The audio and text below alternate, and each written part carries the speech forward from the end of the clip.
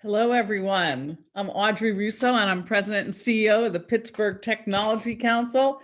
And I am welcoming you to our last day, but only for now, because we just finished running 7 days of our STEM Summit. And you are going to be blown away by who we have joining with us today from Uber. We're very excited. So even though this is our final day, we've had almost 1,100 people join us over these 7 days. We're very excited. It's telling us a lot about what's needed, and it's also helping us be very creative about what we're going to work on for tomorrow. So a little bit about the Tech Council, if you've never heard of us before. We are an organization that actually has about 1,000 members of companies, and we're focused on tech. We're focused on technology businesses that include manufacturing as well as life sciences. We come together to make sure Southwestern Pennsylvania is an amazing place for people to live, to work, and to build their companies. We are particularly passionate about talent. We're passionate about getting students to enjoy and experience what is ahead for the workforce of tomorrow. And that includes science, technology, engineering, and math. And you are going to get a chance to understand how that really applies when we meet with Julie in a few moments. So a couple of things, this is being simulcast and it's being recorded. And so thanks for PCTV. We are going to have it broadcast, and you can also download it. So if you have friends that haven't had a chance to join us and the timing is off, you can go to PCTV, you can deal with it on Apple TV, Roku, and Fire. So you also heard me mention just a moment ago about my colleague from 40 by 80, and that's Marie Poloni. She has joined us. She is a former science and math teacher, and she is, a little bit of a nerd. So I just want to warn you all about that. But she is helping us. She's really helping us help school districts and technology businesses work together for what are the jobs of tomorrow, and to just expose what kinds of things people are working on right here in our backyard. And I want to give a big shout out to PNC, their charitable organization who's helping us, form this kind of coalition with industry leaders as well as high school teachers, students, et cetera, and all of those people who have a stake in making sure that education is relevant. So I am going to pass the baton. I'll come back at the end, but I'm telling you, you're in good hands. Pay attention, enjoy, and here's Marie. Thank you, Audrey. Thank you to PMI for that video in the beginning. Always so cool to feel the energy from that video to set us off.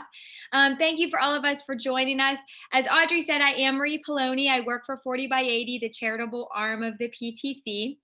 And I just want to talk to you a little bit about your way to get involved in today's session. So today and each day of the STEM Summit, we want really maximum participation from all of you. So at the bottom of your screen, you should see a hand that you can raise and put down. You're going to be using that today. You should see a Q&A box. And with that Q&A, it's very secure. No one else can see your questions, but we're able to see your questions and I'm able to ask them as we go through. We're also going to use that for sort of some open-ended questions today. If you are joining us from PCTV and there's an opportunity for you to type in questions, we are not able to see those. So just to give you a heads up, we're not ignoring you. You have to be in the webinar to ask them. We have student panelists joining us today. We have 5 from all different school districts, all the way from a student entering 8th grade up through soon to be seniors. So they're going to be jumping on today too to make this even more interactive. So we are now going to introduce Julie. She is from Uber. She is a software engineer. She has worked with Uber and she also worked on our first self-driving Uber car. So without further ado, here is Julie Derence. Hi, thank you so much, Marie. That was a wonderful introduction. I appreciate that. Hi, everybody. This is my first time doing this type of event. I've been working from home for the past few months, but certainly I have not had the opportunity to reach out and talk to so many people. So I'm really excited about that today, and I hope we can have a fun session. I'm going to share my screen now so I can show you my presentation. So hopefully everyone can see my screen. I'll take that as a yes. Yep, that was perfect. Okay, great. So again, thank you so much for having me here today. I'm thrilled to be here representing Uber, and we'll just get started. I'm going to have you maybe show, I think we're sort of viewing your slides not as the full show. You might want to show presentation. Oh, I'm so sorry. Don't be, you're fine. Let's try again. And at that time too, we're going to have Neve, our first student panelist, jump on and just ask you a question. How is this? Can you all see this slide? Perfect. Wonderful. Thank you so much. Hi, I'm Neve, and I was wondering, could you tell us what educational pathway you took to get to Uber? Yeah, of course. So I took a traditional route to get where I am. So I actually went to Bucknell University a long time ago. I won't say how long ago it was. But I'm actually an Air Force brat from growing up. So that meant that my father was in the Air Force, and my family moved around about every 2 to 4 years. So we moved around the country and we moved around the world, which meant that I had to switch schools every time we moved. So when I came back to the United States to go to college, that was the longest stint I had in the United States. So I chose to go to Bucknell University, where it was close to where I had some family members, and there I fell in love with engineering. Bucknell University offers this great program where you can sample all the various engineering disciplines that they offer, and I just found computer science to be the most fun thing that I had ever done. So I stuck with it.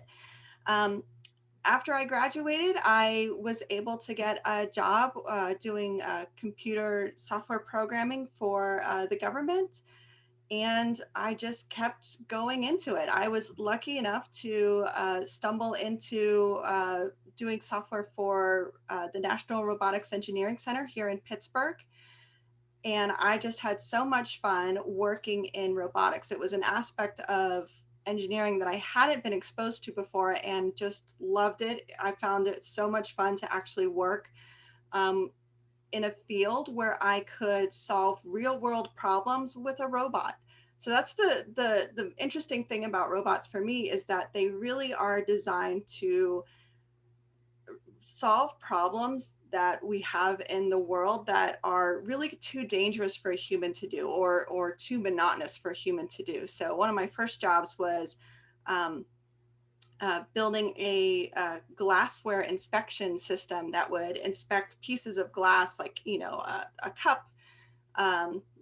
And, as glass is going through the plant, it can have defects as it's forming the glass itself. And so what is still there sometimes in some factories is a human sits there for like 15 minutes at a time, just kind of visually inspecting hundreds of pieces of glass as it goes by. And that's actually very monotonous and can be hard on the eyes. And so if you throw a robot in there that doesn't get tired and can actually look at the glassware just very programmatically, that kind of replaces that job where it's really hard on a human to do. So to me, those kinds of jobs were very interesting. other work I did at the National Robotics Engineering Center was building a robot to be used in surface mining. So again, a very dangerous, dirty job that can be used where a robot could be used to replace some of those dirty jobs that are quite dangerous. And I'm very proud to say that the work that my team did about 7 years ago is still in use today. And the safety metrics for the mine sites that are using those particular robots are just so dramatically better than what they used to be. They've actually just seen no harmful incidents involving the robots, which is just absolutely amazing. So in my mind, it's actually saved a lot of lives as well. And which really led me to Uber, which was an extension of the work that I was doing, taking that same technology that we were developing in surface mines and applying it to urban driving that you and I do. Well, I don't know if you guys all drive yet, but driving itself can be quite dangerous. And so it's wonderful to have a computer and a robotic system help you navigate the roads. So that's what I've been doing for the past 5 years. I joined Uber in 2015. I was actually the first female engineer to join the group. And it's just been so great. I actually have 2 boys and they're the love of my life. And they're actually so excited.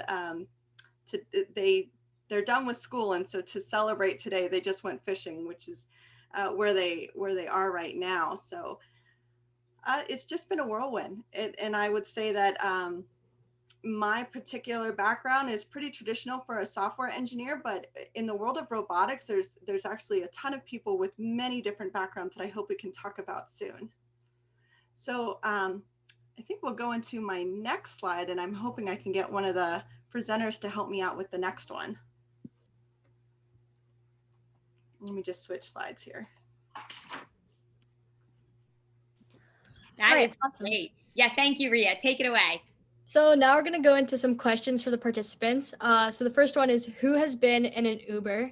And you guys can use the feature, like the raise your hand feature on the bottom of your screen, and take a second to answer that one. Oh my goodness. Well, that's good. It keeps on climbing. How cool is that? Yes, please raise your hand if you have ever been in an Uber. I'm really impressed. We have 163 participants in here today. And yeah, it got up to about 68. Okay, you guys can put your hands down. Yes. Great. Let's go to the next question, which is, has anyone been in a self-driving Uber? And you guys can raise your hands again. Thank you, Ria. Oh my goodness. That is really cool. Wow. I have never been in a self-driving Uber, so I am really jealous. That is neat. So 12 people have experienced your technology firsthand, Jolie. Oh, this is fantastic. I'm thrilled. Wow, you guys have had so much exposure. This is wonderful.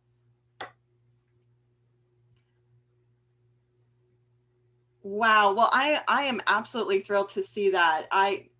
I'm thrilled that you guys have already had the opportunity to experience the technology. And for anyone who hasn't, don't worry, it is coming. You will all get your opportunity. I think this is great. So I just want to touch a little bit about on what Uber's mission is, in particular with the self-driving mission. So Uber as a whole is really interested in helping to revolutionize the transportation industry. And Uber ATG, which is the advanced technology group that I work for, really is focused on the self-driving mission. And so for us, here we are, we're developing the self-driving technology, and we want to introduce that to Uber's network so that we can make transporting people as well as goods more efficient and more affordable around the world. So this is a distinction where Uber itself is really focused on like, hey, how can we just revolutionize transportation? And Uber ATG is kind of focused on, cool, well, let's take the self-driving technology and see what we can do with that. So it's great that we have it here in Pittsburgh. I don't know if you guys have heard, but Pittsburgh is really, has really become kind of the hub of robotics. In fact, I think it was back in the early 2000s, it was referred to as Roboberg for a while, just because there were so many roboticists that would come out of Pittsburgh with CMU and Pitt and all of the other schools that are here. And there's just a great hub of technology that we have here in Pittsburgh. It's actually just wonderful to have these opportunities here. So let me talk a little bit more about how Uber ATG is kind of focusing on how to deliver self-driving technology to the world. And it really requires three major things going on. And so we need to have the ability to generate vehicles at scale. This is actually quite a difficult thing. I don't know how many of you are familiar with cars, but anytime somebody has an idea that they want to put onto a car, it actually usually takes about 10 years for that idea to come to fruition in the car development itself. So it's a really long lifetime to get that in. Uber is not interested in making cars. That's not our business, but certainly we want to be partnering with the people who are experts at developing cars at scale. The self-driving system. So this is the technology that I'm working on developing. So this is the technology that actually we can apply and continue to develop to adapt these cars to be self-driving vehicles themselves. And finally, the third piece of the puzzle is the network. And so that's the ability to get this information out to our target market and get people who are interested in this kind of technology the access that they need to use it. So the next thing I'm going to show you is a video that kind of summarizes how this works. And then I'm hoping it will also show you, this sounds pretty cool here, but I think kind of seeing all of the pieces at work is really interesting for me. And it will show you kind of all the types of skills that are required to make this come together. So I'm hoping this will play. Here we go. Look close enough and you'll see it's all around you. On your kitchen counter, under your feet, behind closed doors, and in your hands. You see, advanced technology was a part of your daily routine long before requesting this ride. So it seems like the road less traveled is actually the one that Uber has been on since the beginning. Today, we have self-driving vehicles out in the world, and they're pretty hard to miss. First, you'll notice the 360-degree system of cameras, lasers, and radar that scan the environment and make sure the vehicle is aware of everything around it.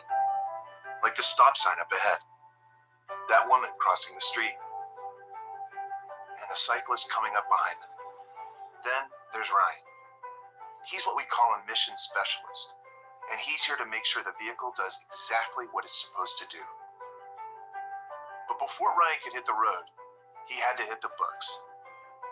He's one of hundreds of mission specialists who have passed test after test in the classroom and out on the track.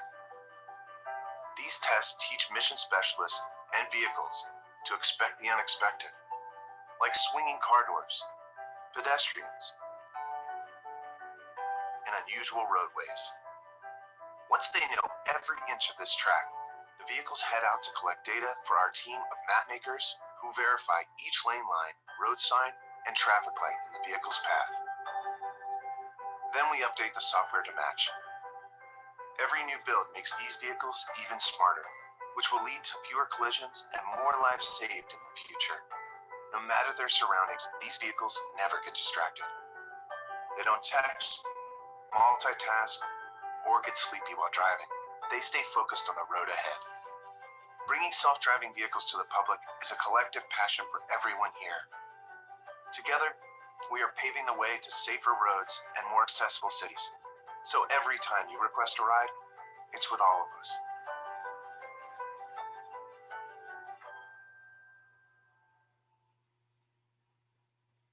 So fun fact, every single person you saw in that video is an employee. They're just like me or anybody else. And Ryan, who's the main character there, his new nickname is Hollywood. Well, that was so cool. I mean, that really gave us an entire vision of what goes into driving a self-driving Uber car. That was really great. Yeah, it's definitely fun, and I was hoping it would show or help you guys with the next question. I was hoping to ask everyone. Let me see if I can put this back.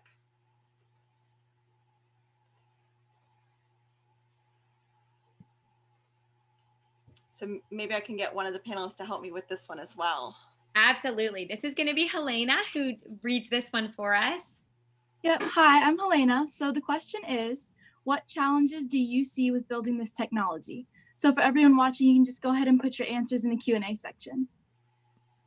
Thank you, Helena. So yes, over there in the Q&A, which really has some amazing questions in it, Julie. So I'm hoping at the end I can definitely get to these questions. Awesome. But go ahead and type into the Q&A instead of a question, looking at some answers, and I'm going to read them aloud. Marcia is saying that road work would for sure be a challenge. Amelia is saying hacking. That's a really interesting answer. Yes. Yes, definitely. Road construction from William. Making sure you don't crash from Charlton. Unexpected answers from Meguami. Logan is saying it's not 100% foolproof. Madison said unexpected events. Then we have a question. Olivia said changing surroundings like fallen trees or new buildings that maybe weren't there before. That's a great one. Funds not enough and the technology cannot be built. So looking at funding, that's from William. Brianna said making sure the car never shuts down. Yes. Let's see. Fallen trees, animals, says Sanya.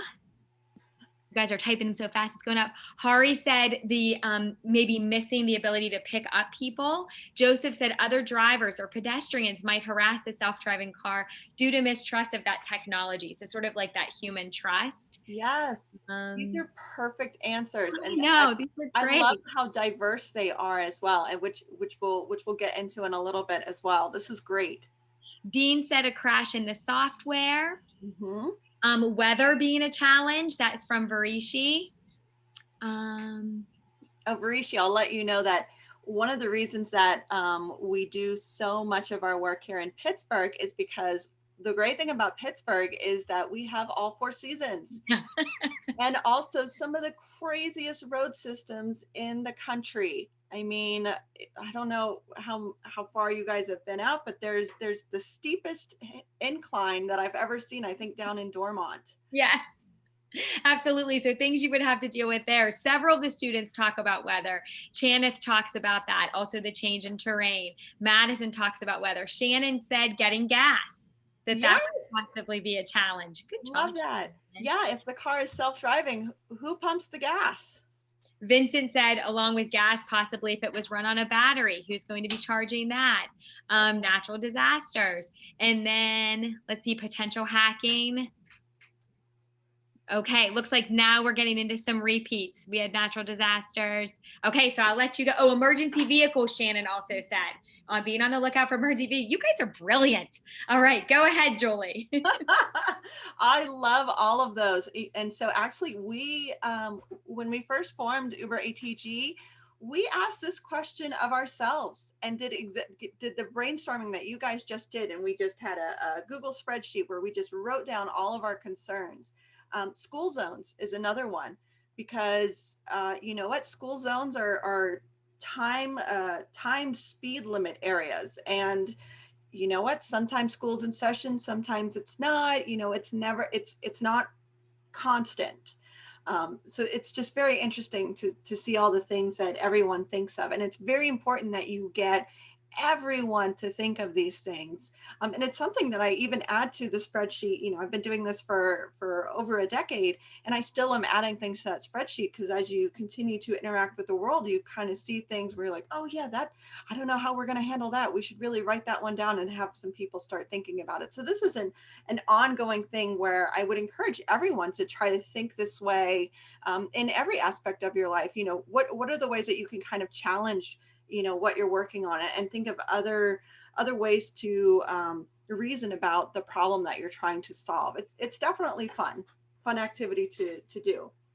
So I love all those questions, and it's perfect, and we can definitely talk about them more at the Q&A. But I wanted to give you a little bit of insight to what the hardware is on the vehicle itself and how we're trying to apply technology to look at this problem. So the first thing that you'll notice about self-driving vehicles is they have a lot of things going on. Like, it's not just a regular vehicle. You'll notice that there's this sensor kit attached to it. So I don't know if you can see my cursor, but at the top of the vehicle, you'll see there's this sensor kit that we've mounted to the top of this vehicle. And here we've got a variety of sensors that are at play. So we have LiDAR units. And so LiDARs are light emitting sensors. So they actually send out lasers, and then they register how long it takes for that light to come back into the sensor itself. And using that information, I can use that to detect where other objects are in the world around me. This technology is fantastic because it's very good at detecting things that are reflective or contain a lot of water, so like human bodies and walls and other things of that nature. But it does have some downsides as well. So there's just some things that LiDAR technology cannot do, which is why we invest in a variety of sensors. So you'll see over here, we also have cameras. And so I know it's kind of difficult to see from this photo, but there are cameras all around this vehicle. So we've got 360 degrees of camera images. We've got 360 degree view of LiDAR data. And these, I should mention about the LiDARs, it's just not a single beam pointing out into space. There's actually multiple LiDARs at play, and they're pointing at very angles. So I'm getting a three-dimensional scan of the world around me. There's also kind of embedded into the vehicle platform itself are radars. And so we're using radar technology, LiDAR technology, and camera technology, and we're fusing it all together in order to build up the 3D world around us, because each of these sensor types has their strengths and their weaknesses, but combined, they can counteract each other's weaknesses. So that's really important to note, because I certainly don't want to put all my eggs in one basket. And so I need to make sure that I'm getting strengths from all my sensors. You'll also see here that, in the rear of the vehicle, we have our own custom design compute system and our own custom storage system as well. This is really important because I just talked about all the sensors that we're getting. That's a lot of data they're producing. So I need heavy computer equipment in order to process all of that information. But unfortunately, the more computers you throw at it, the more heat there is generated, and we need to have people who can sit in these cars and not be overheated. So we also need to cool everything in a very optimal way. So there's a lot of things going on here. The other thing I didn't talk about directly, but there is the ability to maneuver the vehicle through the automated controls, meaning that the computer in the back is talking to the control system so that it can say, hey, it's time to step on the gas, it's time to step on the brakes. And so all of this is going on inside our vehicles. And so I'll need a panelist to help me out with the next question. Now that you have a sense of what the self-driving system is about and the hardware at play, my next question. Go ahead, Morgan. I'm going to put it up on the screen for you to read. All right, there you go.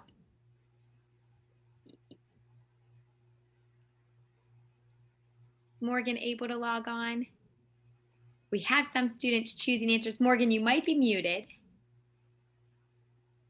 I can take it over for you, Morgan, this time. What skills and talents do you think are needed to create a fleet of self-driving vehicles? And we'd like you to choose two. So all of these are probably play a role or involved, but what do you think are the two most important? Creative thinking, experience with code, engineers, software designers, automotive technicians, or safety specialists? Go ahead and choose your answers, and I'll share the results. I'll give you another 15 seconds just to see how your answers compare with everybody else's. We really sort of limited them by saying that they had to choose two, but I just sort of wanted to see, what did they think were the most important in driving this type of technology? What skills do they need to focus on? All right, I'm gonna head and end that poll and share the results there for you, Julie. It looks like our winners are software designers along with creative thinkers. I love this. This is wonderful. Well done. Yes. Oh, this is great. So yes, and I think if we even opened it up to let everyone answer their own questions, we'd see even more responses. This is great. Yes, so I'll lead into what we actually, who are the people that are actually doing this?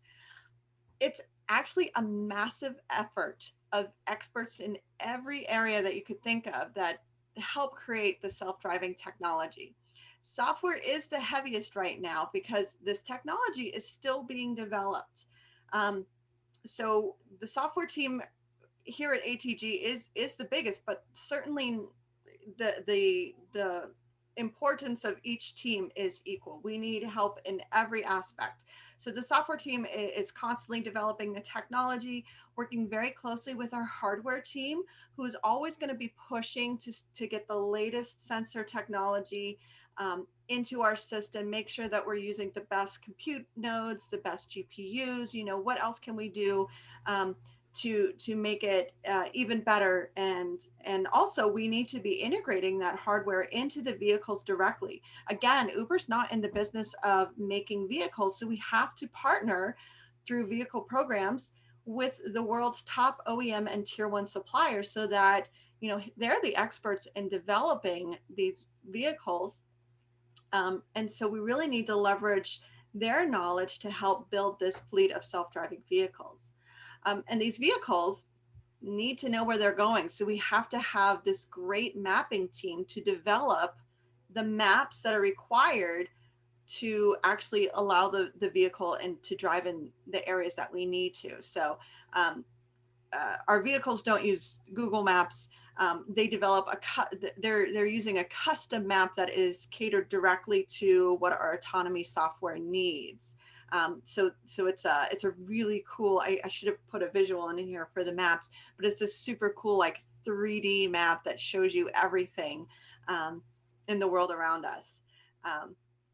So that tells you a little bit about like the technology aspect of things, but we also need a very strong operations team to maximize the vehicle utilization so that we can deliver on the testing and utilization of our vehicles, because we need to operate on our vehicles in order to learn more about them and in order to see parts of the world that we haven't thought of before, that we need those real world experiences to develop. And likewise, our product team is absolutely necessary to deliver that magical experience for our customers. I'll share a quick story.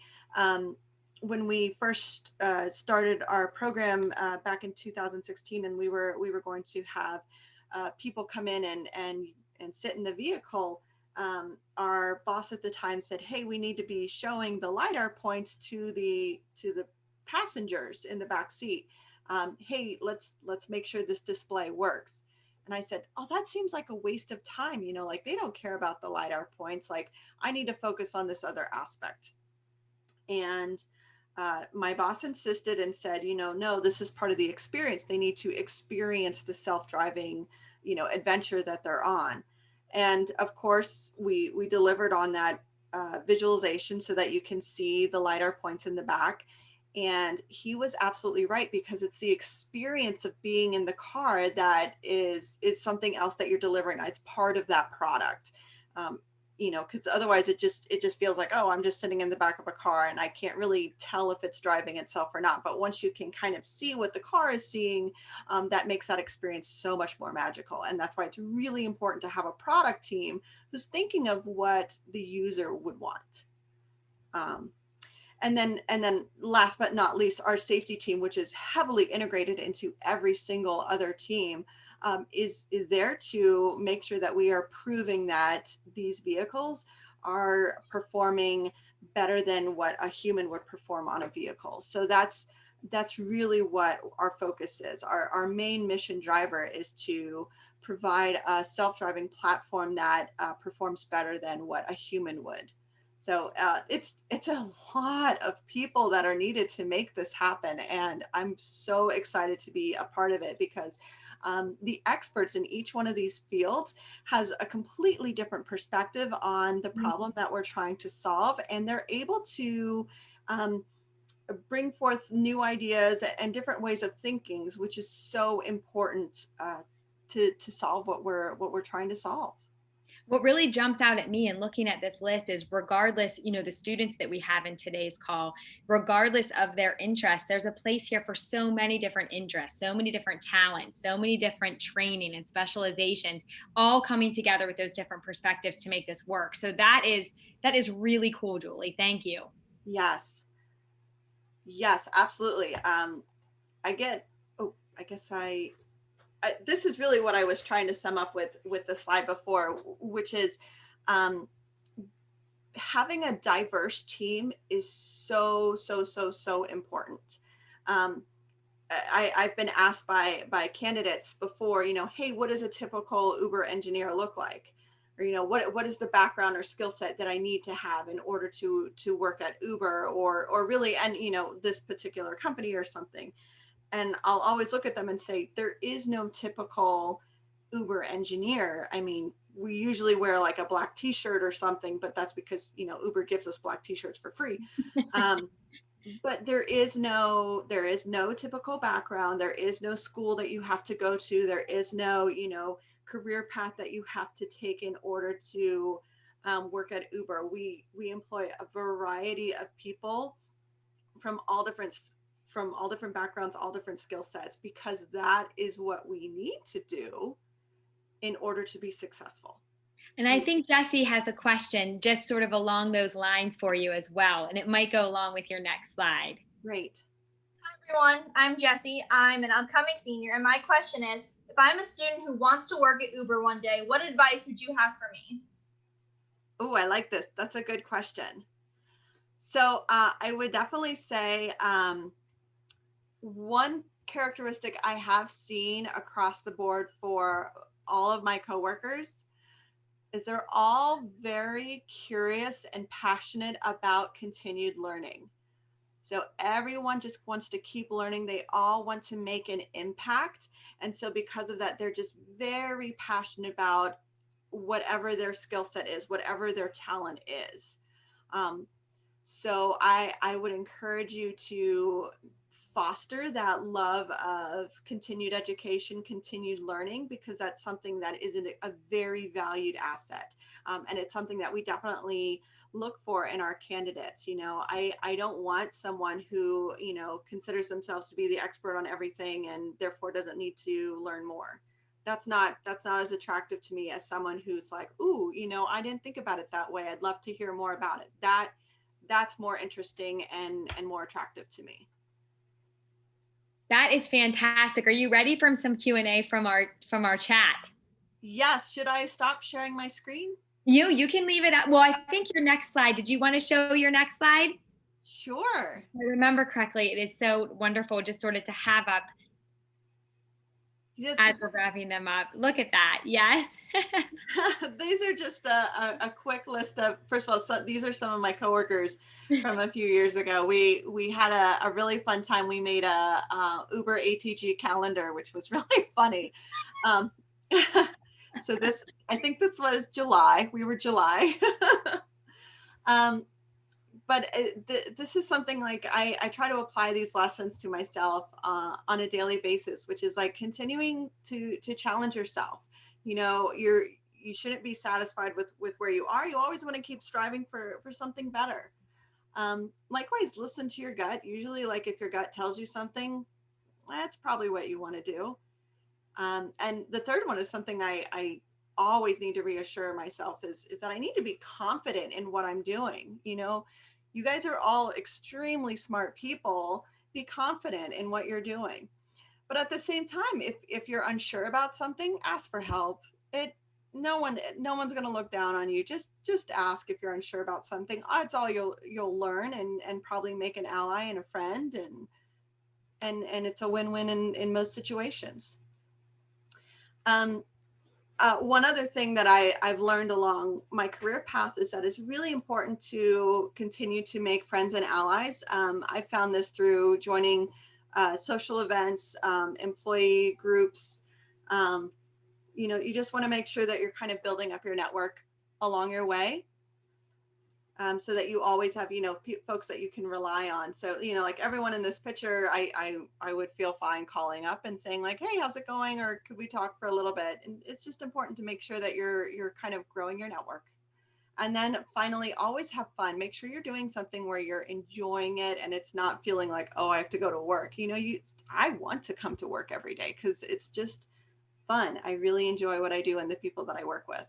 So well, you definitely have done a fantastic job. I mean, we are so proud of the work that you do at Uber for sure. And especially as far as Pittsburgh with self-driving vehicles, it has definitely been something that's been very exciting for us. So I'm going to try to get some of these questions in here before we have to go.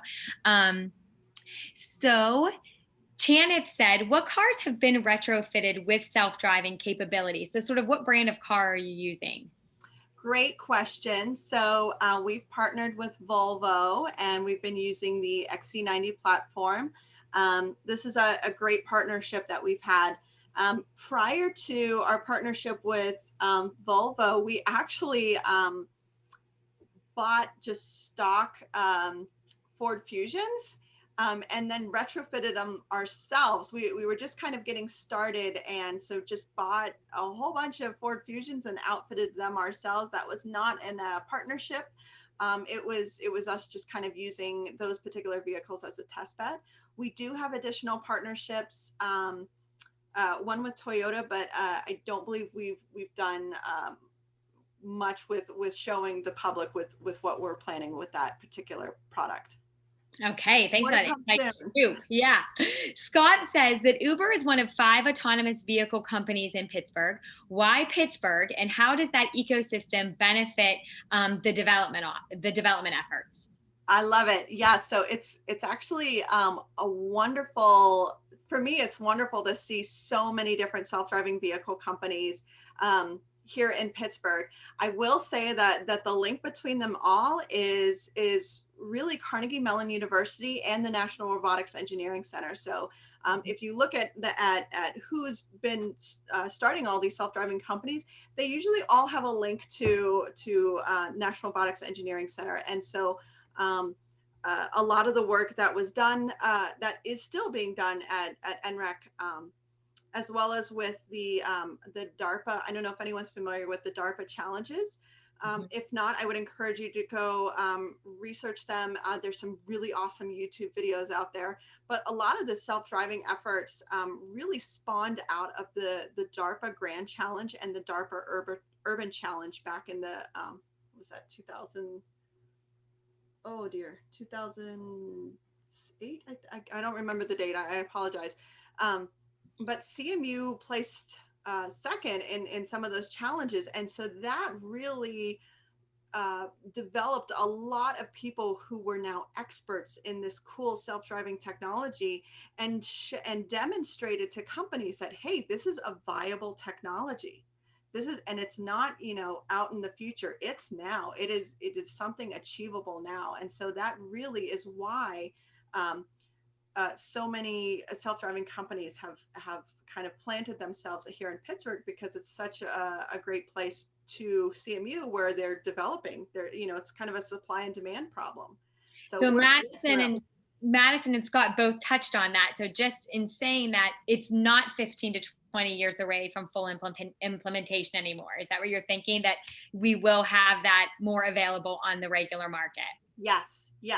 I absolutely believe that. And it's because there's so much interest in it right now. I mean, certainly with the current crisis we're in with COVID-19, it would be great to call a car and get into it, and there isn't another person that you have to share the airspace with. That's Absolutely something very interesting. Shannon wants to know, is there Uber in different countries? Oh my goodness. So Uber itself is in over 300 countries. Wow. It's amazing. It's absolutely amazing. But I will say that the Uber self-driving technology is only here in the United States and in Canada. We have a wonderful partnership, or an office in Toronto, and we're actually partnered with the University of Toronto in various research efforts. So it's an Wow. ATG is a bit international. It's Yeah, wonderful. right. So Tanith asked, do you know about how many self-driving cars there are in use in Pittsburgh? Oh, A ballpark is totally fine. I actually don't know. We have restricted our self-driving efforts. We are not on public roads at the moment. We are, so right now we do have our self-driving efforts going on, but it's on our private track out in Hazelwood. So you won't see any out in public right now. We are spinning up those efforts so that we can continue to do mapping missions as well as continue testing on public roads, but that would all be run through the local county before we do that. So right now you won't see a lot, but you might see them just kind of like in transit. Hopefully Okay. we'll see you guys soon though. Yeah, absolutely. I mean, that is definitely gonna be my mission this summer, is to make sure that I have a self-driving adventure for sure. Now I'm trying to skip through all of their answers, which were so good. They did ask, two students asked, when, and you touched on this a little bit, when dealing with harsher conditions and the difference between driving at day and at night. Oh, Is good. there a big difference? Does it have to switch over? Oh, good. Yes, I see. So the answer is we actually we won't drive in. So the sensors do have, as I mentioned, some limitations, and so certainly, like if our sensors are limited enough where we don't feel like it's safe to go out, we won't go out. So that covers the same cases I think you and I would do with driving. Meaning, I'm not going to go out in a blizzard. I'm not going to go out when the roads are really icy. I'm not going to go out in a thunderstorm because the sensors have the same limitations that my human eyes do. In terms of switching from day to night, our cameras actually, so the radar and LiDAR are kind of, they don't really care about incoming light, but our cameras do kind of switch their modes to a daytime and nighttime mode. So that is a really good question, but the back end software is set up to handle those updates. Great question. These are such great questions. Yeah, they are. Ayush wants to know, will the self-driving cars eventually not have a mission specialist in the driver's seat? Oh, great. Yes. So we do believe that we're going to get to a place where the vehicle does not have a vehicle operator. But we're only going to do that when we feel that the vehicles are in a safe place where we're confident in the full performance of the system for those particular use cases. So what's interesting about Uber versus some of the other self-driving companies is that Uber has the benefit of the network. So if the self-driving car gets into a situation, as I believe somebody brought up earlier, if there's construction or maybe something where the car cannot figure out what is the right course of action. The benefit of Uber is that I can dispatch another Uber vehicle that has a human driver who could navigate around that particular obstacle. And then I can take the car back and then reset as needed. So it's interesting because for Uber, we kind of take the self-driving problem, which is, oh my gosh, I need a car that can drive anywhere and everywhere, to here are some very known routes that I know the vehicle can travel on, and it meets the specifications of what the software can do, and I can allow the vehicle to take these particular trips. So it narrows the problem down, which is exciting for me as an engineer, because that means that I can bring the technology to the world quicker. And then once I do that, then I can learn more from those new applications. So interesting. I mean, it's so interesting, that an endless problem solving that goes on. Carol and Logan want to know if these cars have internet. Oh, well, this kind of ties in with that hacking question from before as well. They do not have internet, meaning we're not going to allow the user to stream live video in the back of the car. But of course, we do want to make sure that this vehicle is connected to Uber's network so that we can dispatch the vehicle. So yes, it is connected to the internet. But one of the first things that this company did when it started was to hire hackers. So we actually hired some vehicle hackers. There's a fun video of the two folks that we hired who actually hacked into a Jeep back in 2015, I believe it's when they did that. But we hired those guys so that they could take a look at our system and say, what are the entry points and how can we stop them? And it was a fantastic thing to do. So it's a very interesting place to work because I know some of my coworkers are hackers, and it's really fun because they'll tell me like, okay, well, make sure you're doing XYZ and don't do this. And, you know, it's great fun. It's great. And they're eliminating those variables. And that is what we hosted yesterday. So it's kind of neat to see how these sessions also can tie together. I will end with one final question. And it's an interesting one. It comes from Joseph. And he said, wow, I did not know that the DARPA challenges are inspiring the development of autonomous vehicles. Is Uber involved and interested in becoming involved in the US military's efforts to develop self-driving vehicles or drone swarm technology? Does that overlap at all? That's a great question. Uber is not involved in those efforts. I believe Uber is more involved in other STEM outreach programs, like with First Robotics League and things of that nature, but not involved with the government directly. We're solely focused on bringing this particular bit of technology to Uber's platform, not to government projects. That's a good question though, but it's something, you know, and personally with my own military upbringing, you know, is something that is near and dear to my heart.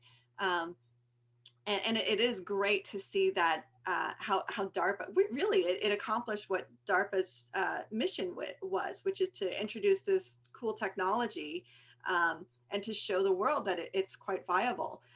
Our CEO of our company was involved with another one of the DARPA challenges, which was a humanoid robot, which was stemming out of another crisis in the world. And so the idea of incorporating, you know, Android technology with you know, autonomous vehicle technology, you know, I could then develop a product that could, you know, kind of drive a car all the way to my house, and then a robot could get out and deliver the groceries to my house. You know, that's actually quite interesting because you know, kind of coupling all these great technologies together to better serve, you know, the world. And to solve some problems. Julie, you have been fabulous today. It has been so cool to experience this and sort of get an inside peek. We have loved having you. I'm going to turn it over to Audrey here before we say goodbye, but thank you so much for coming on. Thank you all. I loved all of the questions, and keep challenging yourself and continue asking these fun questions all the time. So I'm Audrey, I'm back, and I gotta tell you, Julie, you are absolutely inspirational. I listen to everything, and I'm just proud. I'm proud knowing that you're like right here in all of our backyards, and you've been so candid with all of us, and you've actually made it seem really simple, and I know that it's not. So my hat's off to you for, you know, doing that, just that. And thanks to Marie, we've just wrapped up 7 days. This is one of the ways that we innovate at the Technology Council and at 40 by 80. And I want all of you to stay tuned, because we're not finished. We've only just begun, and we're going to continue in some shape or form based on some of the ideas that we're innovating on as well. But again, really thanks to Uber and thanks to Julie for taking the time with us. You really didn't have to do it. She did this because she really knows how important her work is. And that's what we do. We try to get people's hearts and their minds so that they can share it, and they can share it with all of you so that you can help, you know, open up the doors for your future and for others. You know, we might not all grow up and be a Julie, but we know a lot of people who would want that. And I thank you for that. She's a mom on top of it, juggling lots of things. It is not easy to do that. And particularly, Julie, I don't know how you do it by working from home and not having childcare and all the things that go along with all of that.